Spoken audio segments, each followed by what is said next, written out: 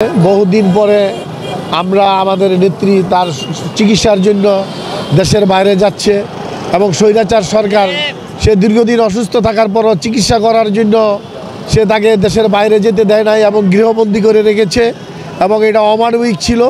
তাই জনগণের রোষানলে স্বৈরাচার সরকার বাংলা থেকে চোরের মতো পালিয়ে গিয়েছে এবং আজকে আমাদের নেত্রী গণতন্ত্রের মাতা এবং দেশনেত্রী বেগম খালেদা জিয়া রাজকীয়ভাবে কাতারের বিশেষ বিমানে সে সম্মানের সহিত চিকিৎসার জন্য যাচ্ছে এবং মা এবং ছেলের সাথে 7 বছর পরে দেখা হবে, এর অনুভূতি ভাষায় প্রকাশ করার মতো নয়।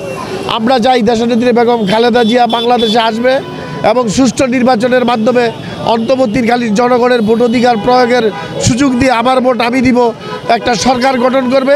সেই সরকার জনগণের সরকার হবে এবং শান্তিপূর্ণভাবে এই দেশ আবার উন্নয়নের দ্বারা অব্যাহতের দিকে চলে যাবে। টাকা পাচারকারী ছাত্রলীগ, কুত্তালীগ, যুবলীগ এই সমাজকে ধ্বংস করে দিয়েছে।